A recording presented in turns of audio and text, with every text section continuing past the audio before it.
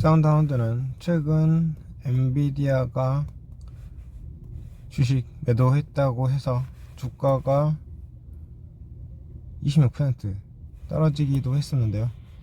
오늘은 4.15% 상승을 했습니다. 이 주식이 횡보 추세를 보이다가 급상승한 것은 작년 11월 초 정도로 이때부터 해서 약 170% 상승하면서 월가에서 가장 인기 있는 주식 중 하나였죠.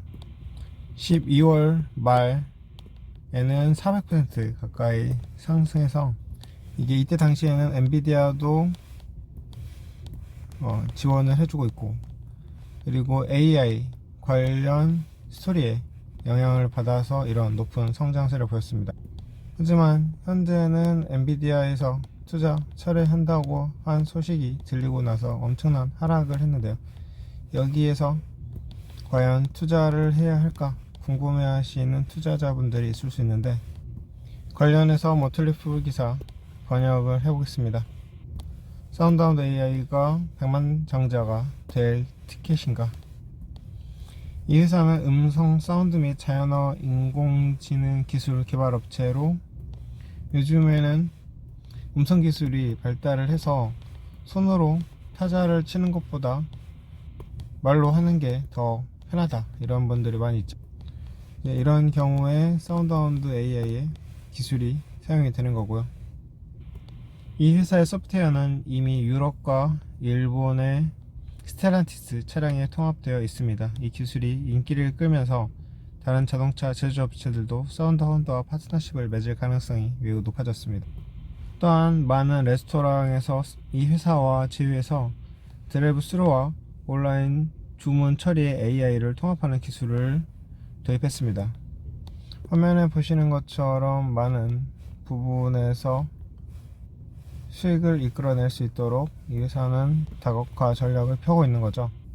또한 막대한 성장 목표를 가지고 있습니다. 2024년에는 매출이 2배로 증가하고 2025년에는 다시 2배로 증가할 것으로 예상되며, 예상 가이던스는 1억 6,500만 달러에 이를 것으로 예상됩니다. 2024년에 8,300만 달러였는데 이에 비해서 엄청나게 증가한 수치죠.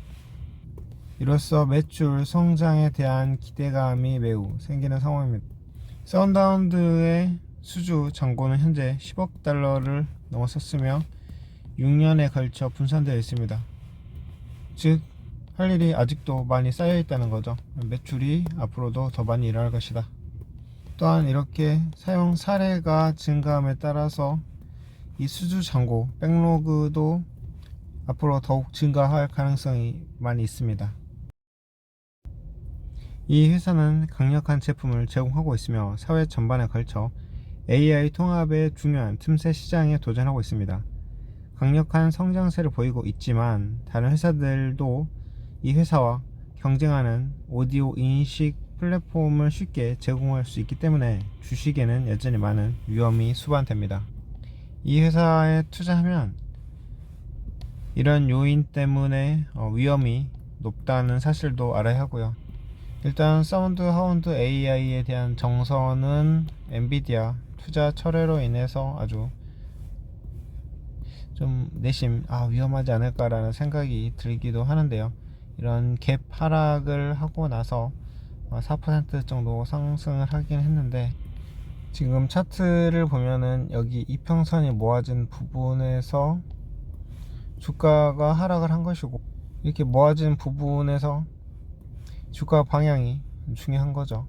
이제 여기서 많이 올라갔다면 앞으로 추가 상승을 생각해 볼 수 있는데, 지금은 하락을 했으니까 이 보조 지표들과 함께 생각을 해서 어쩌면 단기적으로는 추가 하락이 예상된다 라고 볼 수가 있습니다.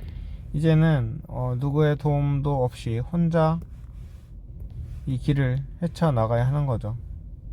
매출을 계속 성장시키고 현재 이 마이너스인 영업이익률을 계속적으로 플러스로 만들려고 하는 노력이 이루어져야 하고요. 이런 마이너스인 회사도 주가가 오르는 경우가 있는데 좀 탄탄하게, 이런 경우는 단기손익 이게 올라가냐, 영업이익률 개선되냐, ROE 올라가고 있느냐, 뭐 이런 것으로 볼 수가 있겠죠. 그래서 앞으로 이 회사가 이런 것들을 개선해 나가는지를 보는 게 투자의 중요 척도가 될 수 있을 것 같습니다.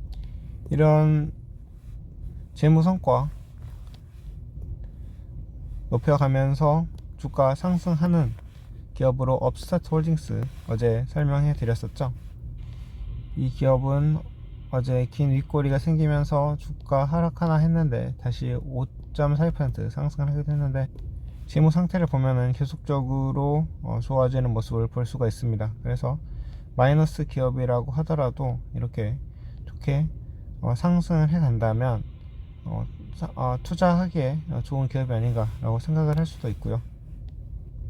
아무튼 그동안 믿었던 엔비디아가 떠났으니까 홀로 광야에 섰는데, 지금부터 어떻게 달리느냐가 중요한 순간입니다. 저라면 단기적으로는 투자하지 않고 관망을 하고 있다가 실적이 나오면서 어떠한 움직임으로 회사가 성장을 해 나가는지 보면서 투자를 해 나가는 것도 좋을 것 같습니다.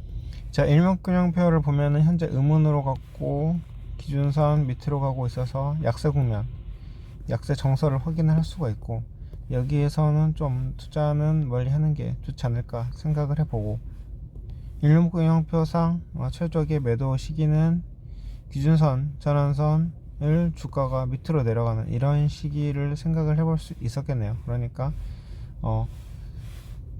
일봉상 매도 시점은 이미 지난 상태다.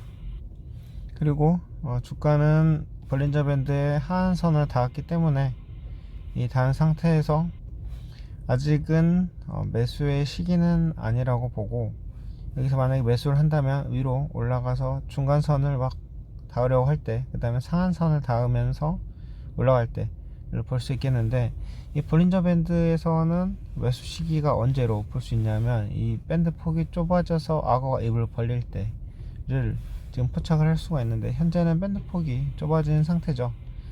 이 좁아진 상태에서 어떻게 올라갈까에 대해서 계속적으로 촉각을 세우고 있다가 앞서 말씀드린 기업의 성장하는 모습을 보면서 들어가는 게 좋을 듯 한데, 자, 주봉으로 보니까 이 중간선을 주가가 밑으로 파고 내려갔습니다. 앞으로 더 떨어질 가망성은 우리는 이 보조지표에서도 확인할 수 있습니다.